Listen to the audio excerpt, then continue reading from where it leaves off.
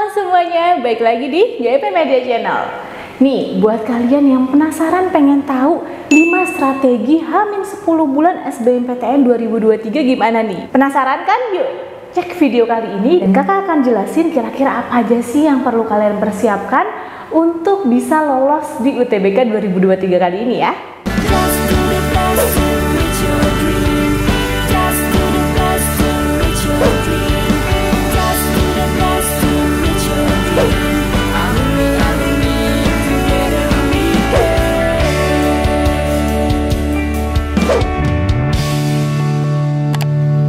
Bagi kalian yang lagi cari tryout UTBK dan ujian mandiri untuk masuk PTN, gak usah bingung karena GP Media menyediakan tryout UTBK dan ujian mandiri untuk beberapa PTN ternama di Indonesia. Mulai dari harga 25.000, kalian sudah dapat ribuan soal prediksi, video pembahasan, dan ada kelas online juga loh. Tunggu apa lagi? Yuk daftar sekarang!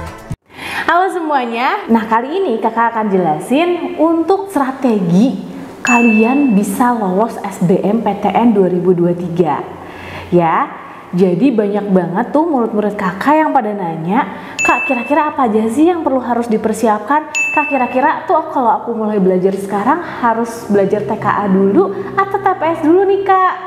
Kak kira-kira apa aja sih yang harus bantu aku dan ngedorong aku biar aku tetap termotivasi nih belajarnya gitu ya. Di sini untuk strategi yang pertama adalah buat timeline belajar. Nah, kalau mulai dari H-10 bulan berarti paling nggak kalian bisa mulai di bulan Agustus ini. Nah, di timeline belajar ini di bulan Agustus kalian udah harus persiapkan untuk materi TKA-nya. Jadi karena materi TKA itu banyak babnya, kalian harus pilih bab-bab yang paling banyak keluar di UTBK nanti. Jadi dari UTBK tahun lalu kan bisa kelihatan tuh ya kira-kira bab mana sih yang paling sering keluar gitu kan. Nah dari situ kamu bisa pelajarin tuh kira-kira bab apa aja sih yang paling sering keluar. Nah paling enggak ada 8 bab yang paling sering keluar untuk TKA di UTBK 2023. Jadi nggak semua babnya juga sih kamu pelajarin ya. Paling enggak 8 bab itu sudah mewakili banyaknya soal yang keluar nanti untuk UTBK tuh tentang apa aja. Jadi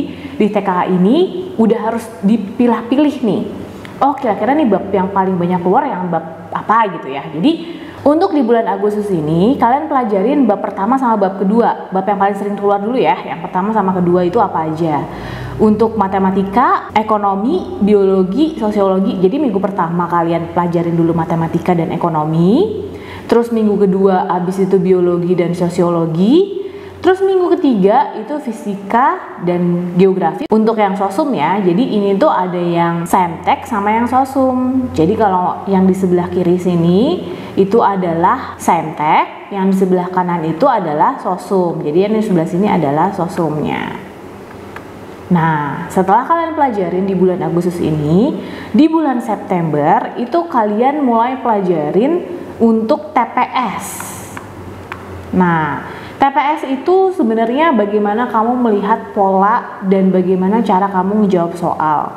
Jadi kan sebenarnya TPS itu nggak ada ya di pelajaran sehari-hari kamu kan di sekolah. Nah, jadi di bulan September itu kamu udah mulai mengenal materi-materi TPS itu seperti apa sih? Ada PU gitu kan, ada PBM, PPU, PK. Nah, ada bahasa Inggris sendiri juga kan bahkan. Nah, itu kalian udah harus mulai pelajarin di bulan September paling tidak. Nah, kalau misalkan udah kamu pelajarin materi TK dan TPS, kamu bisa ikutan tryout tuh. Jadi tryout pertama itu kamu bisa mulai di bulan September. Nanti berikutnya di bulan Oktober setelah kamu udah ngelihat hasil tryoutnya, oh ternyata itu gitu kan, hasil tryoutnya seperti itu. Maka nanti di bulan Oktober kamu bisa ngikutin susunan pembelajaran sama seperti ini juga. Atau kamu udah mulai lanjut, kayaknya kira-kira aku mau jurusannya ini nih. Berarti lebih enak kalau aku pelajarin biologi duluan. Oh bisa nggak apa-apa. Tapi inget ya, untuk minggu pertama itu kalian harus fokusin untuk satu mata pelajaran TKA. Nah minggu kedua juga begitu. Jadi udah langsung ganti-gantian lagi tuh di minggu berikutnya. Minggu ketiga juga kayak gitu, minggu keempat juga begitu. Tapi lanjutin babnya ya. Jadi bab yang pertama, yang kedua, terus habis itu lanjutin lagi materi untuk bab 3 dan keempat. Nah setelah itu kamu bisa di bulan November belajar TPS lagi. Di sini kamu udah mulai belajar TPS. Terus kamu pun udah mulai untuk ikut tryout. Jadi Di minggu keempat ini kamu ikut tryout kedua, sekarang kamu analisis juga tuh di minggu keempat hasil tryout kamu gimana gitu. Karena nanti harus kamu review lagi nih, kira-kira di tryout kedua ini kamu nilainya akan naik atau turun atau sama, atau cuma naiknya sedikit. Nah, atau yang kurang itu sebelah mana gitu kan. Nah, di sini kamu harus bisa nganalisis di bulan November ini. Terus kemudian di bulan Desember kamu bisa pelajarin materi TKA lagi tuh. Jadi di bulan Desember kamu udah mulai pelajarin materi TKA lanjutannya. Karena memang materi TKA itu banyak sih Kak. Iya benar, emang banyak materi TKA. Jadi kamu harus pelajarin tuh materi TKA di bulan Desember. Nanti setelah itu bulan Januari kamu udah mulai pelajarin TPS di situ. Nah, TPS itu udah lanjut untuk tryout berikutnya, yaitu tryout ketiga.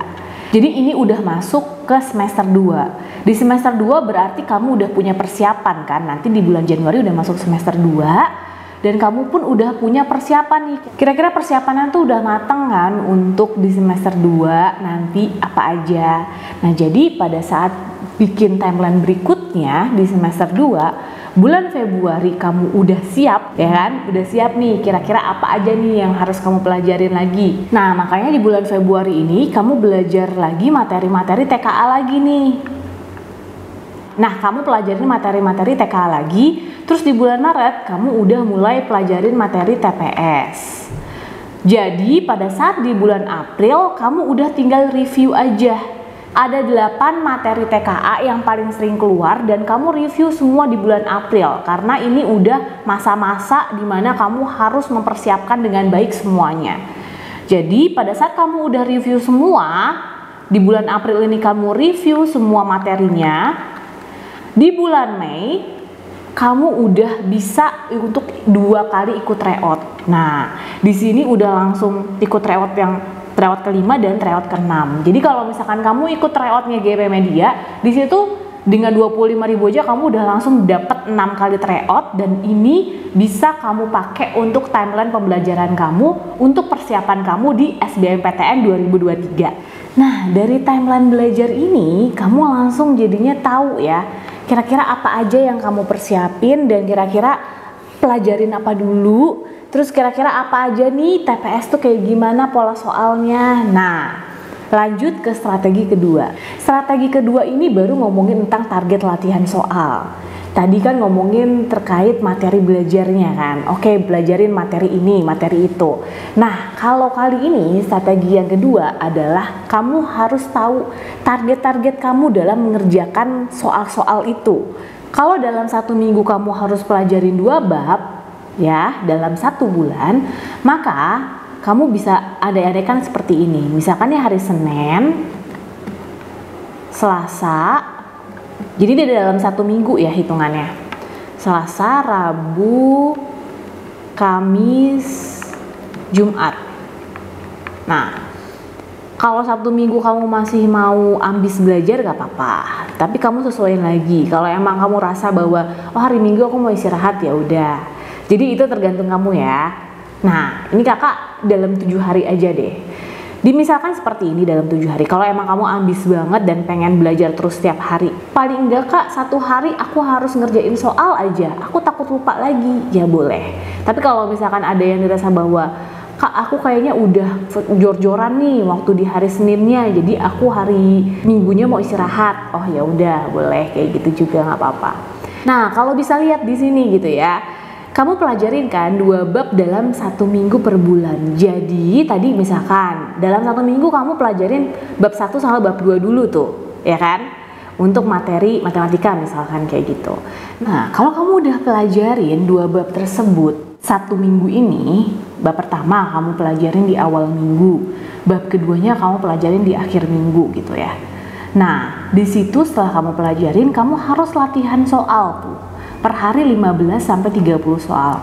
Misalkan materinya di hari Senin udah kamu pelajarin, terus kamu langsung mulai belajar 15 soal di sini. Di hari Senin kamu harus dapat paling enggak 15 soal per babnya. Jadi udah kamu dapat, hari Selasa kamu lakuin lagi kayak gitu. Hari Selasa setelah udah kamu pelajarin materinya, kamu langsung kerjain 15 soal lagi. Hari Rabu begitu juga, kerjain 15 soal lagi. Nah, hari Kamis Misalkan kamu mau bagi dua gitu ya, antara bab 1 sama bab 2, karena di hari Kamis itu kan pertengahan gitu kan. Nah, kamu bisa pelajarin sekitaran 7 soal. Terus materi bab kedua nih kayaknya lebih susah nih, makanya kamu di sini bisa tambahin, kamu kerjain 8 soal. Jadi di hari Kamis ini kamu bisa tengah-tengah tuh, apakah lebih dominan kamu mau pelajarin bab 1 dulu, atau yang lebih dominan kamu pelajarin bab 2 dulu gitu ya. Jadi kamu pembagiannya untuk per minggu itu bisa kamu sesuaikan sama kapasitas dan kemampuan kamu. Paling enggak dalam satu bab ada 50 soal lah yang udah paling minimal banget kamu kuasain dan kamu pelajarin, kamu latihan soal minimal banget 50 soal per babnya untuk di awal minggu. Begitupun nanti kalau di akhir minggu, Kamis, Jumat, Sabtu, Minggu. Nah, itu kalian usahain di akhir minggu ini masuk ke bab kedua itu udah pelajarin dan kamu latihan soalnya minimal 50 soal. Jadi dalam satu minggu kamu udah bisa dapat 100 soal gitu. Jadi pembendaharaan soal ini penting banget buat kamu untuk mempersiapkan UTBK 2023. Semakin kamu ngelatih diri untuk belajar dan memahami soal, semakin kamu tahu tipe soalnya seperti apa, kamu jadi ngerti kira-kira apa yang harus kamu kerjakan nanti pada saat UTBK. Jadi jangan sampai kamu udah keburu panik duluan gitu. Bahkan beberapa dari tahun lalu bilang soal-soalnya tuh out of the box banget gitu, di luar nalar banget. Nah, karena nanti bisa jadi ada soal-soal di UTBK nanti yang soalnya itu susah ataupun di luar nalar, makanya kamu harus bisa melakukan pembenaran soal dengan baik. Disinilah fungsinya kamu untuk latihan soal terus-terusan gitu. Itu untuk TKA-nya. Jadi kalau kamu udah ngerjain, kamu udah pahamin soalnya baik-baik, kamu jadi tahu tuh, udah terbiasa, kamu udah lebih hafal dan paham setiap soalnya. Jadi kalau misalkan nanti soalnya diubah-ubah, aneh-aneh gitu ya, nanti di soal UTBK nanti, kamu tuh udah mulai kira-kira nih, oh diubah juga nggak masalah karena aku udah paham maksud soalnya seperti ini. Begitupun dengan TPS. Di TPS, kamu bisa pelajarin sama seperti yang kakak bilang ini. Jadi dalam satu minggu kamu mulai pelajarin materi dasar dan latihan soalnya. Dalam satu minggu per bulan itu kamu pelajarin itu. Jadi kamu bisa latihan paling enggak dalam satu minggu kamu udah bisa mengerjakan 50-100 soal dalam satu minggu ya. Jadi tadi dibagi dua tuh, atau kamu mau sesuai ini, kira-kira mau kamu kerjain yang mana dulu gitu ya. Dan kamu targetin. Kalau kamu misalkan targetin, oh aku mau targetinnya di hari Senin aku banyakin dulu nih kak, aku palingan mau ngerjain 30 soal dulu, ya udah nggak apa-apa, kamu bablas gitu semua.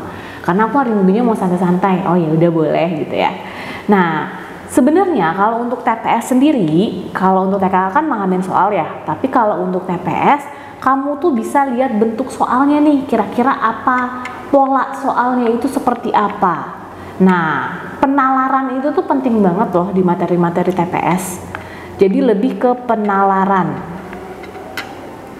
Dari penalaran itu, kamu bisa tahu kira-kira soal yang keluar walaupun diubah-ubah sedikit, kamu lebih ngerti nih.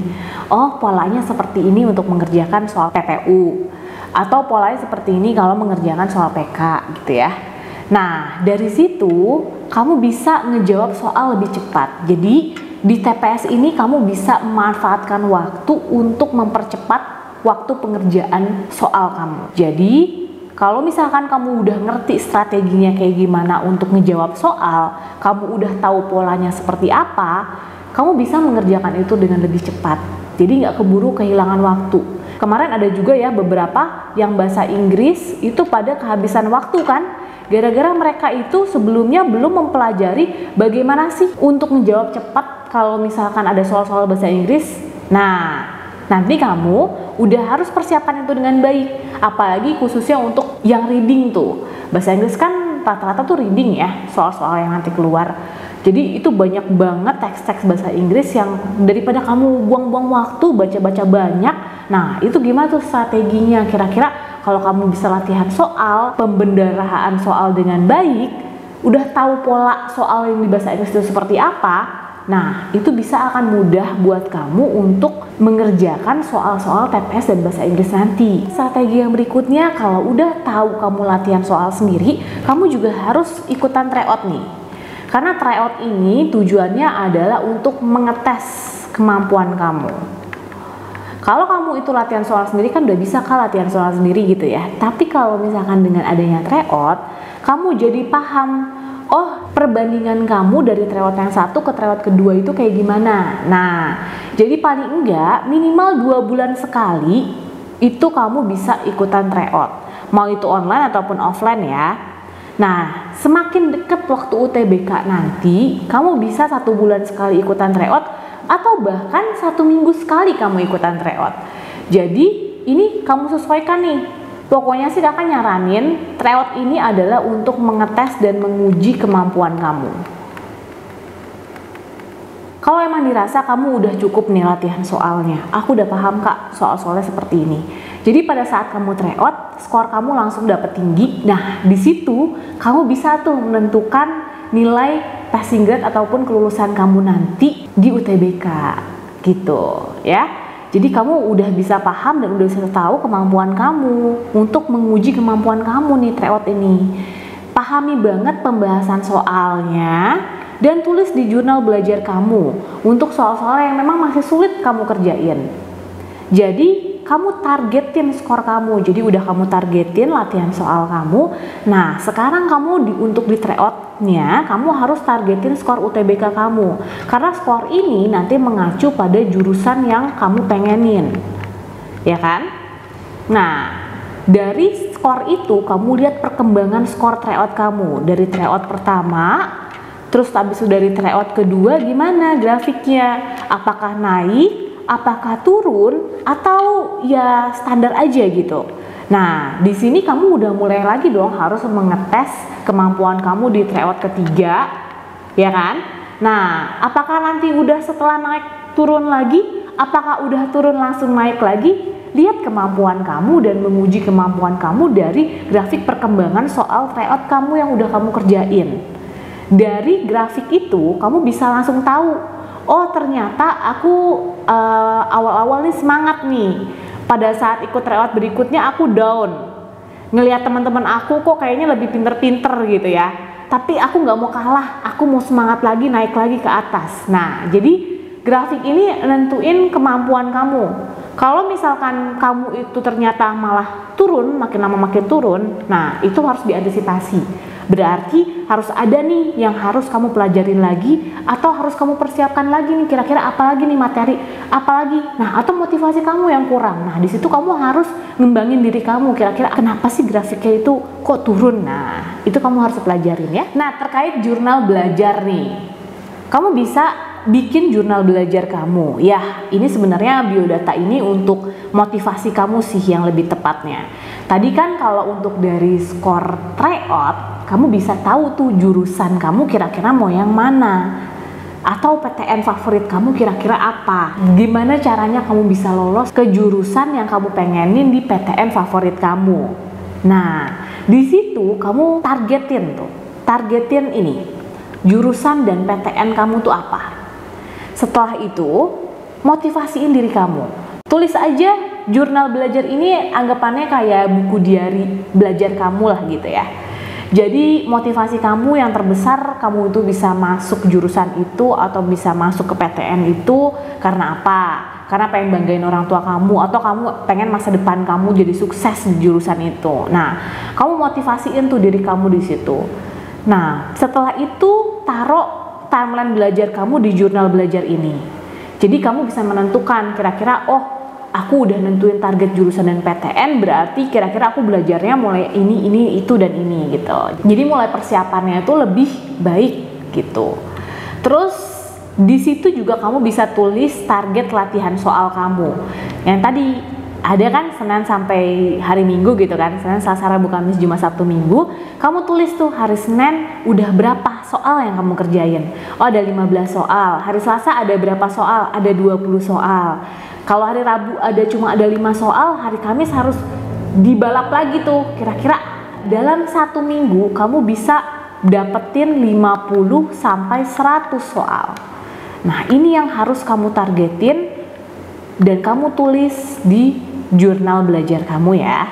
Nah, terus habis itu kamu juga bisa nulis ringkasan-ringkasan yang 7 bab atau 8 bab materi TKA yang paling sering keluar. Dan bab-bab itu biasanya tuh setiap tahun selalu muncul. Kalau misalkan di biologi kayaknya DNA sama hereditas selalu muncul nih Kak. Tiap tahun selalu ada. Nah, itu bisa tuh kamu masukin ke situ.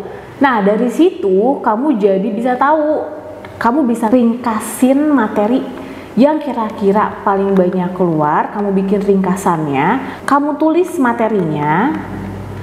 Dari kamu tulis materi itu, kamu akan semakin ngepelajarin dan semakin nempel tuh dalam otak kamu. Jadi kalau misalkan kamu latihan soal lagi, kamu bisa tahu tuh, kamu bisa lihat lagi di buku jurnal belajar kamu, oh ini yang udah aku catat seperti ini, gitu. Jadi ada juga ya bahkan jurnal belajarnya itu rapih banget gitu ya pencatatannya. Nah, bisa dari situ. Terus dari situ juga kamu bisa nulis materi-materi dasar untuk TPS dan bahasa Inggris. Jadi materi-materi dasar ini apalagi untuk bahasa Inggris gitu ya, kamu tulis tuh di situ kira-kira polanya itu seperti apa sih ngerjainnya. Kira-kira kalau mau cepet itu apa dulu sih yang harus dilihat supaya bisa ngerjainnya cepet. Strateginya harus gimana? Kamu bisa tuh nulis di jurnal belajar kamu itu ya. Setelah kamu udah latihan soal, setelah kamu udah tulis materinya juga, kamu bisa lihat tuh kira-kira apa aja sih yang paling sulit dikerjain itu apa gitu ya. Soal-soal apa sih yang susah. Nah, kamu bisa tuh tulis, misalkan soal yang ini nih, materi tentang apa, kamu tulis di situ gitu ya. Nah, nanti kamu simpen dan keep dulu. Kalau misalkan kamu bisa nanya sama teman kamu yang pinter juga, bisa tuh diskusi sama teman kamu gitu. Terus kamu bisa lihat perkembangan nilai tryout kamu. Kamu bisa nulis di jurnal belajar kamu, grafik kamu tuh gimana. Tryout pertama, hasil aku skornya segini gitu ya. Masih 300-an Kak. Nah, di tryout kedua kamu udah bisa langsung lihat skor kamu 400. Di tryout ketiga kamu udah langsung skornya 500-an. Wah, udah langsung meningkat banget kan? Nah, dari situ kamu bisa langsung tahu tuh di jurnal belajar kamu. Wah, target jurusan ini gitu, nulis di PTN favorit aku, pokoknya harus keterima. Nah, jadi anggapannya itu seperti kayak diary untuk kamu belajar gitu. Nah, setelah kamu udah bikin jurnal belajar kamu atau buku diary belajar kamu itu, kamu bisa ikut grup diskusi belajar. Jadi banyak banget ya grup-grup pejuang UTBK nanti, mau itu di Telegram gitu ya. Jadi biasanya di Telegram itu banyak banget grup-grup pejuang untuk UTBK. Nah, kamu juga bisa latihan-latihan soal itu dari buku-buku ataupun e-book tentang soal-soal UTBK. Nah, dari latihan-latihan itu kamu ada pembenaran soal. Tadi kan kamu harus ada 100 soal kan ya, paling nggak 50 sampai 100 soal dalam 1 minggu. Nah, itu aja kakak sekitar waktu zaman kakak dulu, kakak tuh bisa habis 3 sampai 5 buku tuh waktu itu. Nah, makanya kamu harus pelajarin baik-baik dan kamu pembenaran soalnya tuh harus banyak di situ. Kamu juga bisa kalau yang bingung, kan tadi ada soal-soal yang bingung ya, udah kamu taruh tuh soal-soal yang kamu tuh nggak ngerti ini kayak gimana sih soal yang sulitnya itu. Nah, di soal yang sulitnya itu kamu bisa lihat di pembahasan-pembahasan YouTube. Jadi banyak banget ya di YouTube, di TikTok ataupun media sosial lainnya itu yang bahas tentang soal-soal yang susah di UTBK. Dari soal-soal susah itu kamu harus cari cara yang cepat itu gimana. Cara curangnya itu seperti apa? Cara curang di sini maksudnya cara cepat yang memang bantu kamu untuk menjawab soal itu dengan lebih baik gitu. Setelah itu kamu juga bisa belajar bareng ya sama teman-teman kamu ya, teman-teman seperjuangan kamu tuh kira-kira gimana sih teman kamu bisa ngerjain soal ini atau enggak gitu ya. Kalau misalkan memang udah mentok juga, kakak saranin kamu buat ikut bimbel. Mau itu bimbingannya belajarnya itu lewat online maupun offline. Di kita di sini bisa kalau kamu pengen ikutan pembelajaran online kita. Kalau kamu di luar dari wilayah Bogor. Tapi kalau kamu di Bogor, kamu bisa ikut bimbingan belajar offline kita di sini ya, di alumni tutorial. Nah, di sini kita udah ngestrategiin kira-kira pembelajaran yang cocok buat kamu sesuai dengan timeline pembelajaran yang kakak jelasin di awal. Di bimbel itu biasanya pasti akan dijelasin strategi apa aja buat kamu untuk lolos UTBK. Jadi nggak cuman hanya sekedar kamu bikin sendiri, jadi kamu nggak cuman hanya males-malesan aja, tapi di sini banyak kakak-kakak yang bisa bantuin kamu untuk bisa kamu lolos UTBK 2023. Jadi jangan sampai kamu itu udah males nih kak, aku butuh dukungan, aku butuh kakak yang bantuin gitu ya. Di sini kami siap untuk membantuin kalian semua kalau emang kalian butuh belajar. Jadi jangan sampai kalian itu males atau leha-leha lagi, mulai persiapkan dari sekarang. Karena kalau misalkan kalian udah ada kesempatan untuk untuk berjuang di PTN nanti, kesempatan itu harus bisa dimulai dari sekarang, ya. Jadi jangan sampai kalian itu males-malesan gitu. Kalau misalkan kalian udah mulai males, biasanya kalau ikut bimbel ini akan ada teman-teman ngelihat teman-teman kalian udah pada ambis semua, pengen belajar gitu ya. Kalian jadi tertarik dan pengen ikut juga gitu untuk semakin ambis pengen ngalahin teman kalian. Nah, itulah adanya kompetisi seperti itu akan membantu kalian untuk bisa lolos di UTBK 2023 nanti. Semoga 5 strategi yang kakak jelasin tadi itu bermanfaat buat kalian semua dan semoga kalian bisa lolos di PTN favorit kalian ya. See you in the next video. Dadah.